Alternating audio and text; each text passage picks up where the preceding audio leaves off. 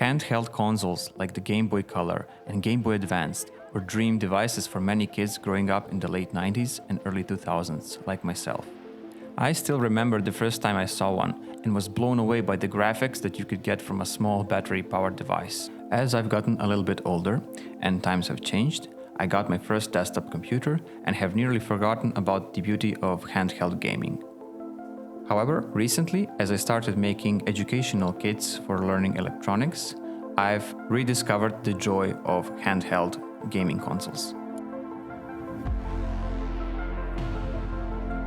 Okay, so this is where I'd like to introduce our new gaming console. This is quite a bit more complicated than the previous one, which was very simple. It was based on the ATtiny microcontroller. It could run only a single game on that chip, and it had only 2 buttons. This is running an ESP32 microcontroller. It's running an emulator called RetroGo. RetroGo is an open source project. It's still quite active and it's not finished. That's something that you have to understand. And the performance can reflect that. Now, that said, it still is a great project. You can run Game Boy Color, Game Boy, NES games. It can officially run Super Nintendo games, albeit I tried a couple of games and they were quite jittery and choppy, especially if you're using sound. Without sound, it was a little bit better. However, recently they've also updated to a new version, so that some changes may be already implemented. I've tried some games for the Game Boy Color, and for the most part they work really well. Things I did notice was a little bit of screen tearing here and there, or this could be maybe some VSync issues. I think that this is to be expected since this is an emulator, and we cannot completely expect native-like performance like on the original consoles, or some of these new consoles that are running FPGAs, which have significantly more performance since they are effectively running the games natively. This console, however, costs under $20 to make, and for that I think it has a lot to offer. So you don't necessarily have to make your own custom hardware. You can use one of these development kits or development boards such as this one. I will link the item in the description, and just connect wires to it or even solder wires to it. Also add buttons and perhaps 3D print a case and you're done. So the tool of choice for this project is going to be Easy EDA. It is a free and easy to use CAD software for designing PCBs. One of the reasons where we're also going to be using it is because you can also directly order the PCBs through them. So this here is the schematic of the whole device. It's not a very complicated schematic. And a little disclosure, originally it was not mine, so I took it over from this person over here, but I have made a few changes. I will also link the original one in the description. The changes that I have made is that I've added these trigger buttons over here. That is in case the emulator for Game Boy Advance becomes better, and also perhaps for some other emulators as well. Another slight change that I have made is that the previous creator decided to use an additional SD card slot. Meanwhile, on the display that we are using, it actually has an SD card slot. So I chose to use that one. A short explanation of the schematic. So the whole device is based off of the ESP32 S3 chip. Normally, RetroGo was based off of the regular ESP32. However, the S3 variant is more powerful. Okay, so starting from the left side, here we have a USB Type-C connector, followed by a USB to UART converter that we use to program the ESP32 through USB. These 2 transistors are essentially used to automate the flashing of code through your software so that you don't have to manually press any buttons to trigger certain pins. So next, here we have a battery connector. We have here labeled these nets, that's battery plus, and GND is the battery minus terminal. Here you will notice this component. This is a switch. Essentially, one pin is not connected. This turns off the device. The other one will short the battery plus net to this net called 5 volts. So this is maybe a little bit mislabeled. It's not really 5 volts. A battery is 3.7 volts, but it doesn't matter in this case. Afterwards, here we have this voltage divider here that will measure the battery voltage. Next, we have a linear dropout regulator here that'll drop the output voltage to 3.3 volts. Since the ESP32 works on 3.3 volts, it can't directly take 3.7 volts, which is normal from the battery.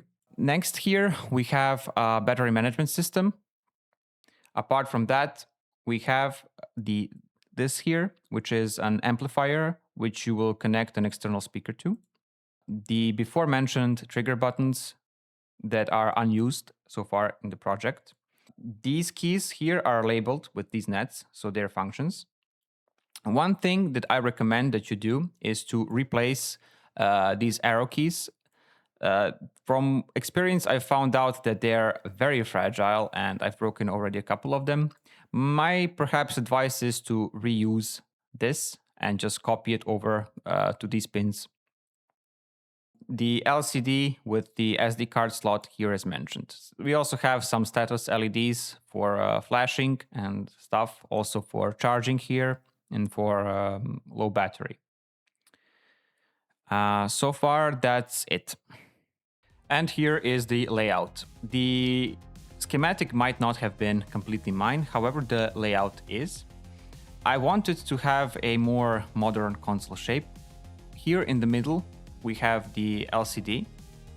These pins are for the SD card slot. These pins are for the LCD itself. This is the before mentioned arrow keys, which I perhaps recommend that you change. If we go to 3D view, here you can see it a little bit more clearly. And also most of the components here are on the other side. This is the switch. These are the two trigger buttons, which are currently unused in the firmware. This is the ESP32 itself. So what you can see here is that I have used a ground plane pretty much everywhere. On top layer, I've also used a ground plane, though I've used this hatched texture. This is mainly for aesthetics in my case. One thing that you should keep in mind is that the ESP32 also supports Wi-Fi.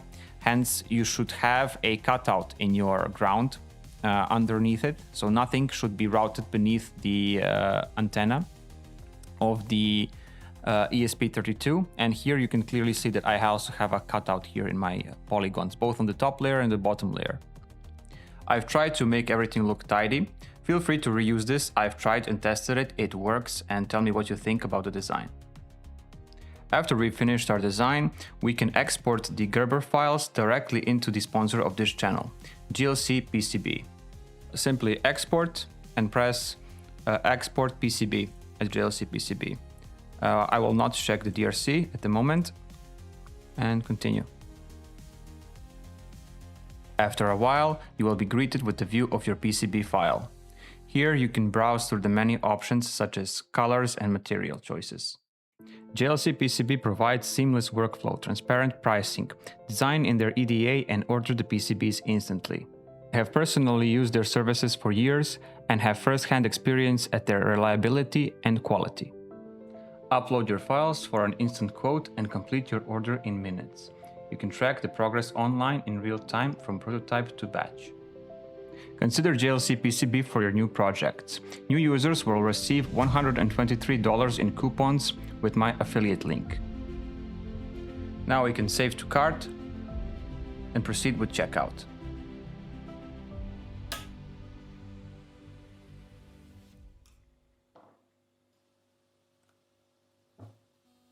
So already in the schematic phase, you should pay attention to what kind of components you're placing.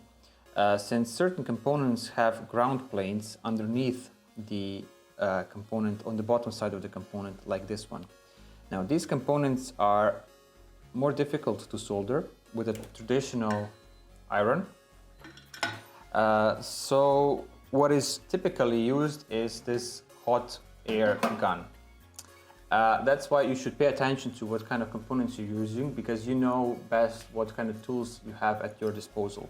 Since I do have this hot air gun, I can use such components. However, it would have been probably easier if I have just gotten a component without this ground pad underneath.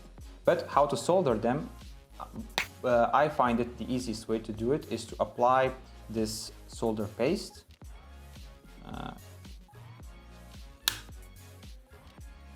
Okay, so having broken my little adapter thing that I used to push this solder paste, now I actually have to physically push it with my hand. But basically, now I'm also wearing gloves, since this is leaded solder paste, and I don't want to get it on my hands since it's very fine. So now I want to apply this first onto the pad. That's a little bit too gently. Okay, now that should be enough to hold the component. I can solder these manually with an iron. It's easier for me than to do it with hot air, so that's what I'm going to do. And that's also one of the ways that I can actually confirm that I did solder the pad properly.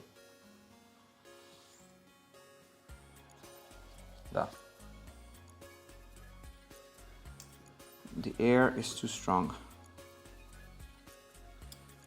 I'm going to decrease the air to the minimum. I'm going to try holding the component.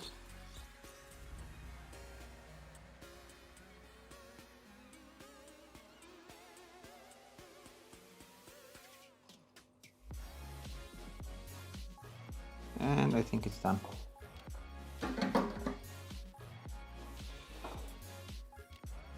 Yeah, it's solid.